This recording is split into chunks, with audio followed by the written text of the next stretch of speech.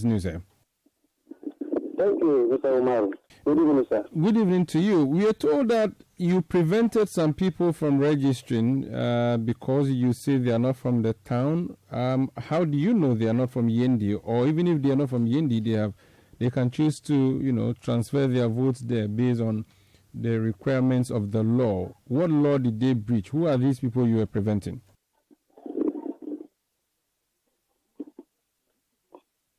Hello, Muniru. Hello, Mr. Umar. Yes, we were told that you prevented some people in a bus from registering in Yendi. What happened? Good evening to you and good evening to your cherished listeners. What happened in Yendi yesterday was that there was this group of people that the NPP brought to the Electoral Commission office to do their transfers. We suspected this group of people as people coming from Tamale. Upon interrogation, the first person said she was a nurse working at a community clinic in Yendi, precisely Kuga area. This nurse, according to her, she said she's posted there and she's working there for about 5-6 months now. That means she didn't even know that our constituency chairman for NDC is even the operations manager at that place. So upon interrogating, she realized that no, we are about to get her. She began to apologize that no, it's not true, she's not coming from that place. The second person said he was even a teacher at Yendi Primary. And the returning officer of Yendi happened to be a head teacher of the Yendi Primary Junior High School. They share the same boundary. So this second person said she is a teacher at the Yendi Primary there. I would say, okay, official, this is a returning officer, ask her, good, you are now here and you are the head teacher within the same cluster of schools. When we asked her to show the direction of Yendi Primary, where Yendi Electoral Office is located, if she was to point rightly to Yendi Primary direction, it would have been the eastern side of where we were standing. But this lady in question pointed at the western side, the opposite of that. So it realized that they were just bars from Tamale South constituency, to come and do that and go back. So when we realized all this, we said, no, this one, the criteria, we know there's a casual residence of 12 months. These people have just been brought from Tamale. They are not in Yendi. You can't even justify their credibility in terms of the requirements. So we said, no, we will not allow this. This one is against the rules. This was not the issue. After we all discussed all these things and we prevented them, one of our guys, the security intervened, so we all allow issues to move. But we said, no, those people will not get through. One of our guys took the motorbike and was about to move to the house. The NPP mobilized and was standing at a particular place towards the direction of the route. The guy was about to pass there, they stopped him. He was also standing at one side. And we realized that when after stopping him, we pounded on him and they were beating him. So we ran to that place to rescue the guy. Two guys were on top of our guy. One of our guys went to at least pull the one who was on top of him.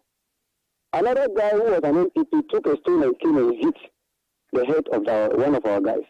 And she was wounded. That is just the whole issue, Mr. Umar.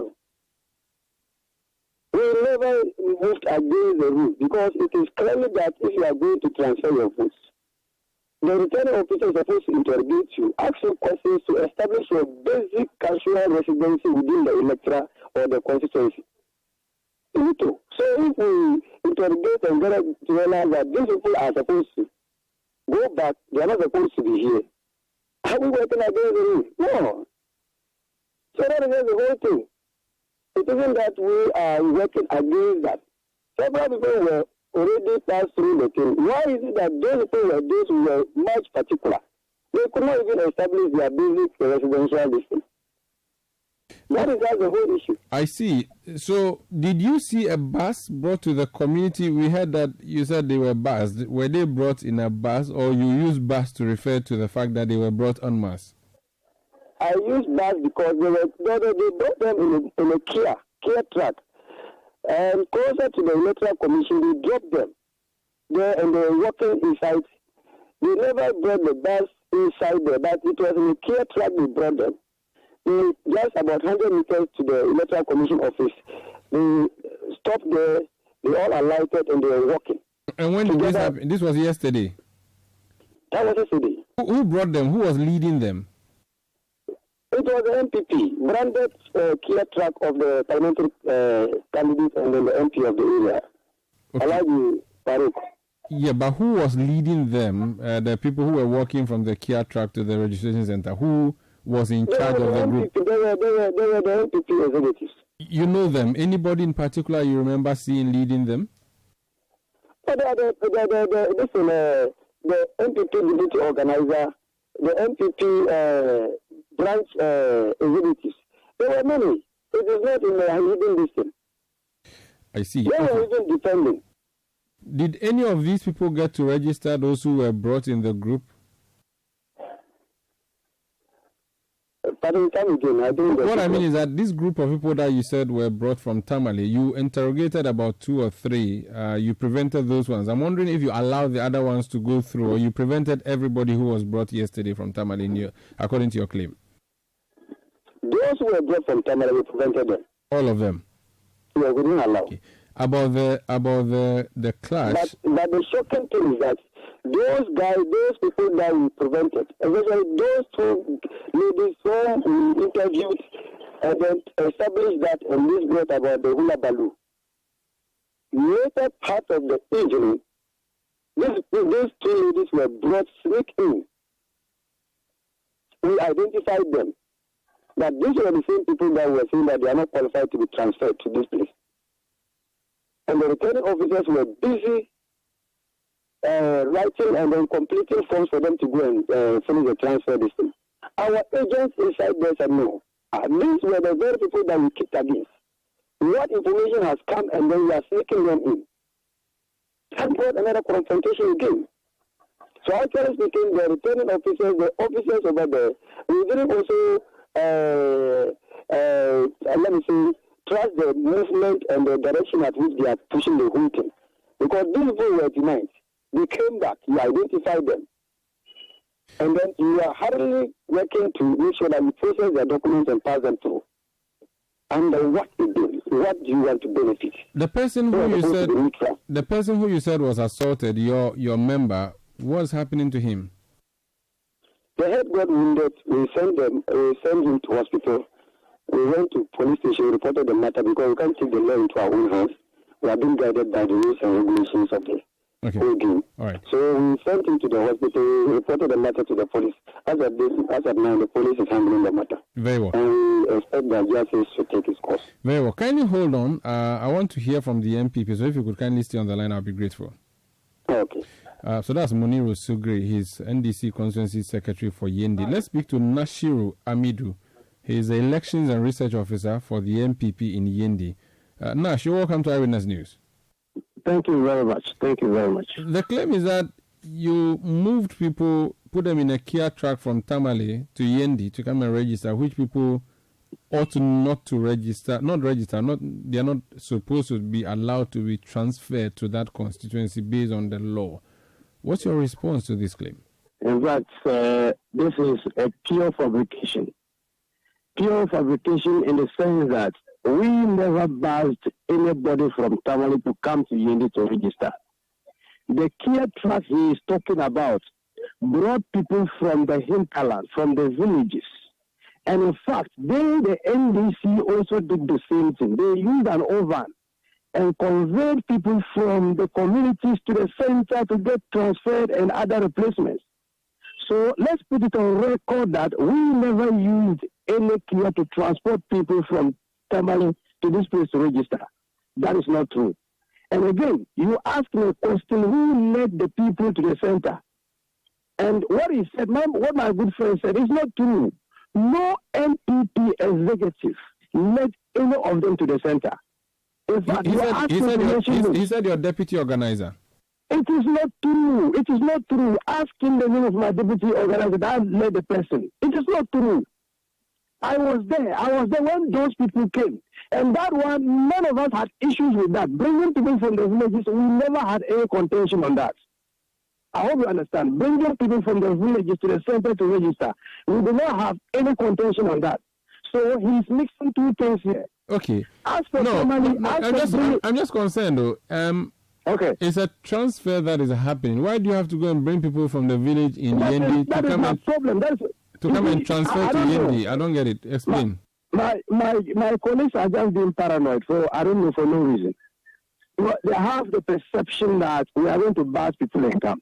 So anybody they see at the center that they feel that they don't know, they claim that the person has been brought to get a transfer. And it is not everybody in the Yendi constituency that you know. You don't know everybody. You have your area. I even believe that the same area that you stay, it is not everybody in the area that you know. So when people come, and it is the presiding, it is the returning officer's responsibility to interview the applicants. So if the presiding, if he is doing that, and you, a party agent, trying to interject, it won't go on well. Because you don't know the job better than the person. The person is trained to do the work, and you are interjecting. In fact, I want to even say that the interjection of the returning officer in the interviewing is what is causing all these problems. Because none of us has the responsibility to question the applicant. And he spoke about the fact that there was a fight. Really, I was inside, but I came out and they told me what happened.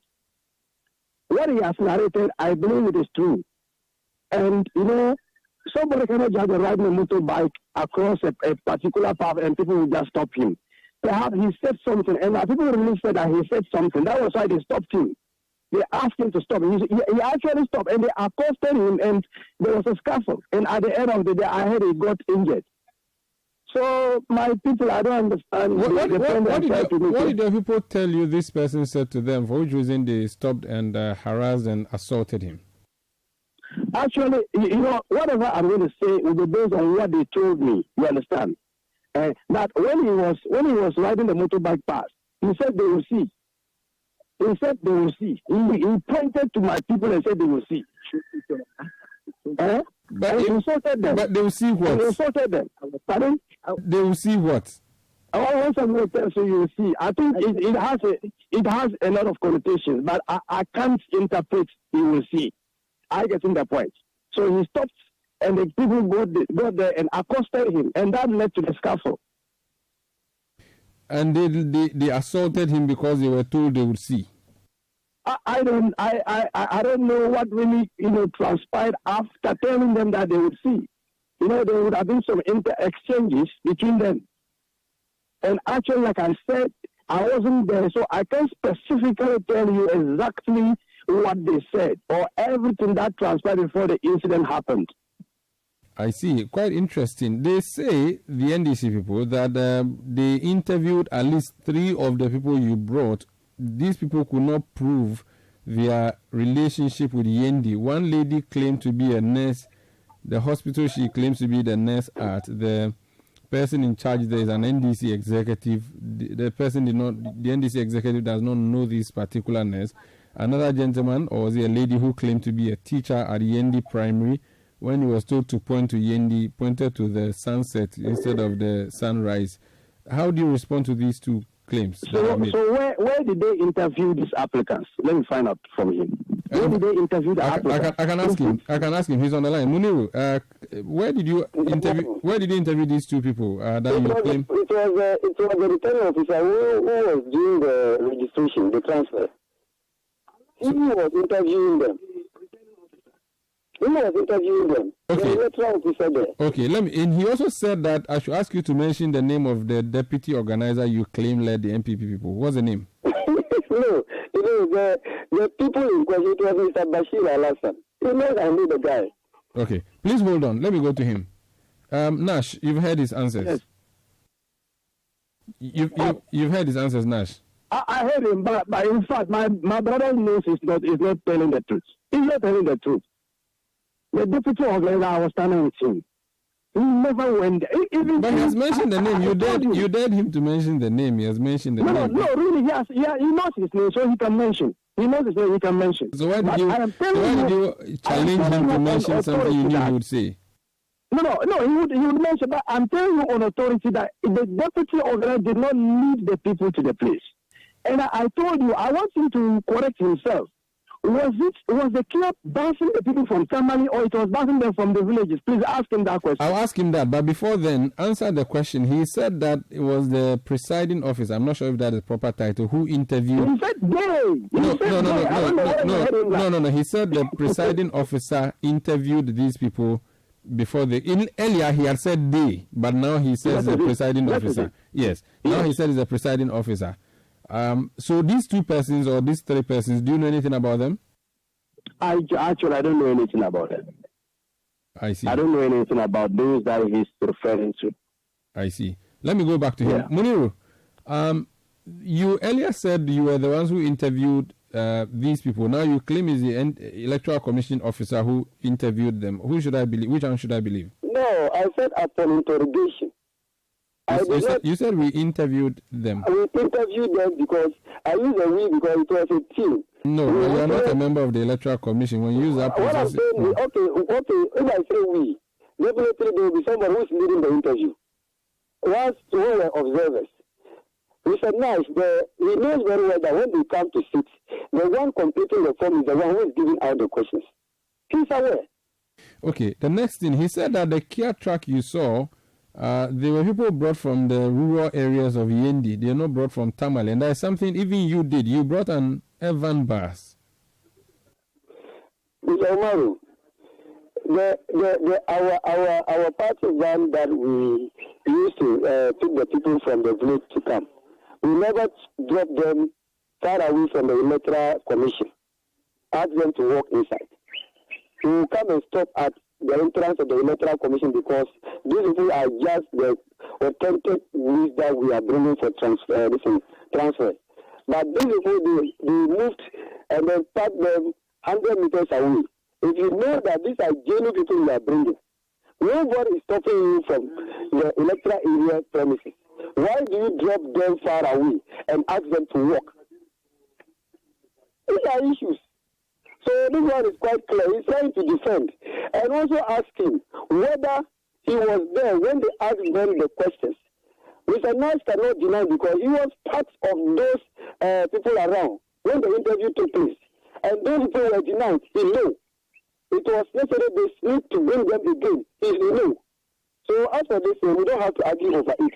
They did that, we caught them, but they took the law into their own hands and misbehaved.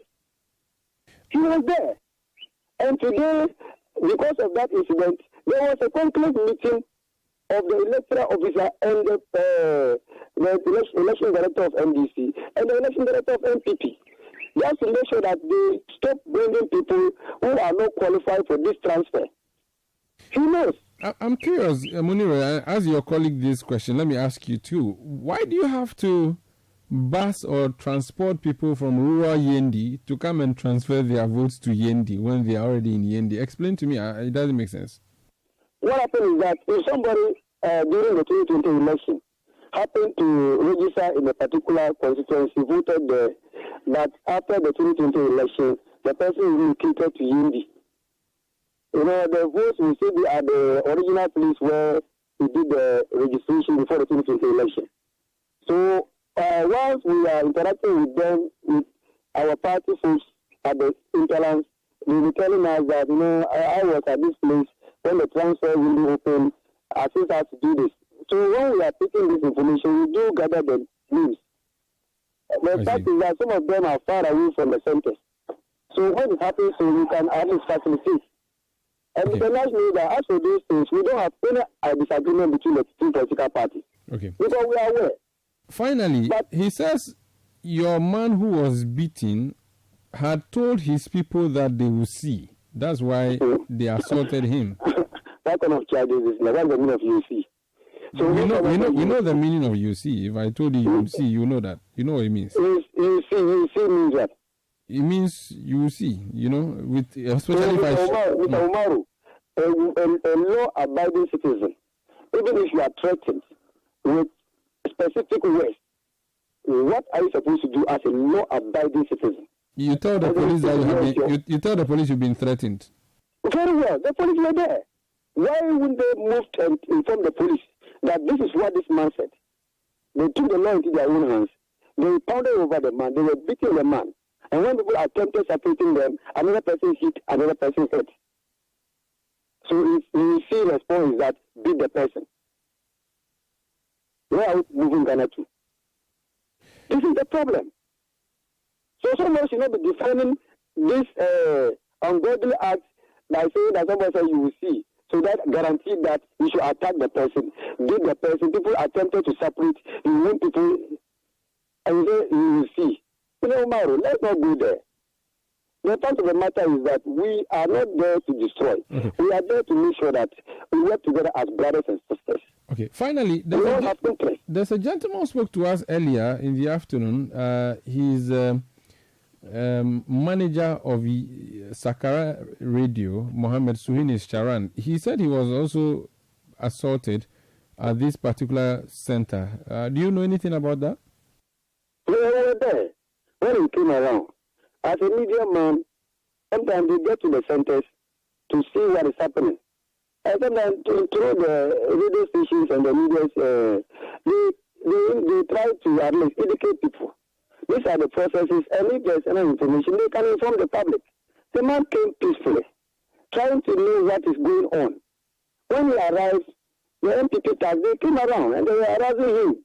Up to the extent they made it clear. Someone decided that they know him to be a member of Haji Abibata camp. He's not a member of Alhaji Farouk camp. So they don't need him there. I'm here as a journalist. I don't come here in the colors of Haji Abibata. Just because I'm working at a radio station established by Haji Abibata doesn't guarantee that. Haji Abibata contested for parliamentary committee of NPP. I'm barred from coming to do my work as a journalist. They arrested him. They said, no, we don't want you in Haji Abibata camp. This thing. Before you realize one man did that, and then the next got wounded. NPP.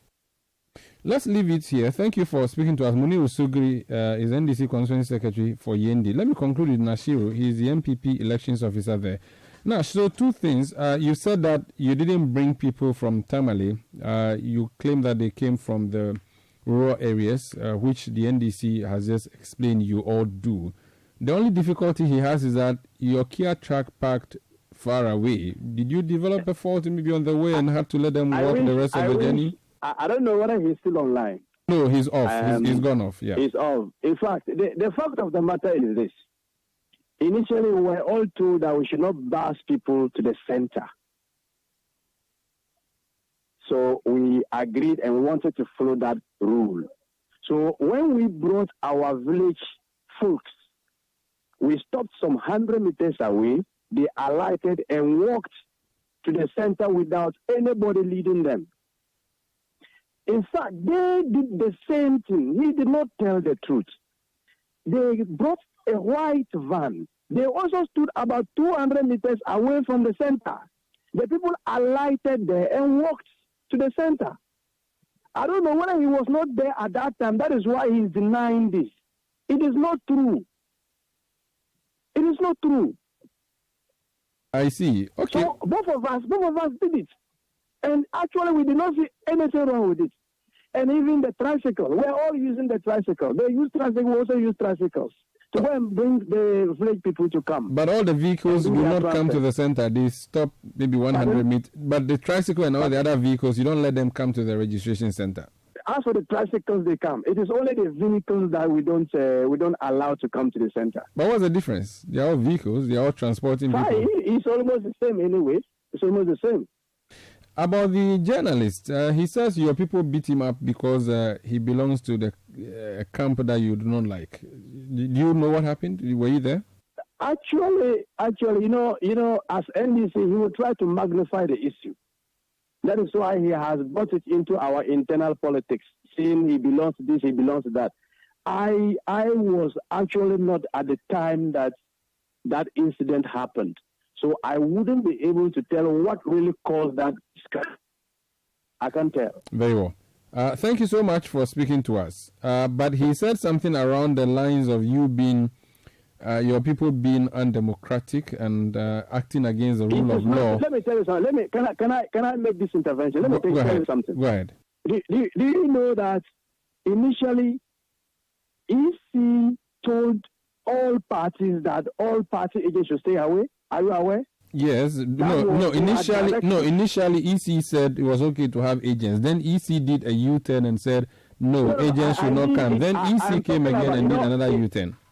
Exactly. Initially they said we shouldn't present any party agent. Are you aware of that? Yes, I've just told you the three scenarios. First, EC said no. When we came, the officer met both parties and explained to us that this is a directive I received from my superiors last night. So I am passing that directive to you. If they are so democratic as he claims, they would have agreed to this instruction. But they said no, they will not agree to that. That their national executives have told them that they shouldn't agree, they must be there.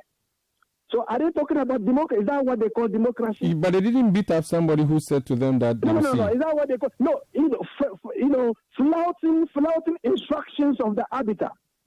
Is that what they call democracy? Even the police commander, the divisional commander was there. He also appealed to them, explained to them, please, this officer sitting here, he's only trying to implement instructions sent to him by his bosses. Please, kindly allow what he has told you to do. They said, no, we won't accept it. Master, they are teaching us democracy today. Let's leave it here. Thank you so much for speaking to us. Thank you very much, sir. I'm grateful. That's Nashiru Amidu. He's Elections and Research Officer of the NPP in Yendi. Earlier you heard Muniru Sugri, NDC Constituency Secretary, Yendi. We have some other stories.